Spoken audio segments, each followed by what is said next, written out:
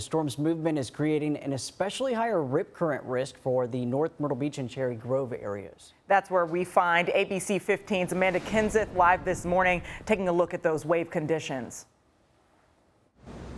Yeah, up and down the Grand Strand. I mean, the ocean's been looking a little rocky the last few days, and that's what it's doing again today. We're coming up on high tide is in about an hour, and you can hear the ocean and those rough waves. And looking up and down the Grand Strand, what people want you to be aware of is the high rip current risk, and that's going on until 6 o'clock this morning. So again, the Grand Strand is under a high risk of rip currents until 6 a.m. today.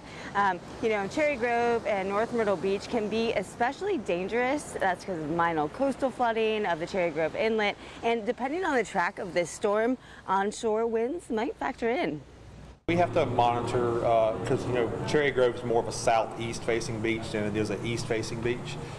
So a lot of times when we get these forecasts or we get these predictions that are coming in, we have to kind of look at the specific impacts for Cherry Grove for the inlet area, because depending on the approach of a system and how the angle of approach is coming in, where that track is taking it to, those onshore winds that are pushing in, if they're pushing in more easterly, then it may be more of a side skirt of Cherry Grove because it's not pushing directly into the inlet area.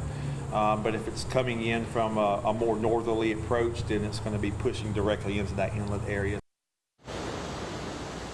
Yeah, and because of the way our coastline is with this little bay, everything's different, right? So it depends on where you are on the Grand Strand and how that affects it. Now, they'll be monitoring the conditions and impacts until later this morning when it comes to that high surf, and keep a close eye on the beaches until this weekend when the storm moves further north. So just, again, be aware if you're coming out to the ocean, be aware of the high surf, the rip current risk, and just be safe, guys.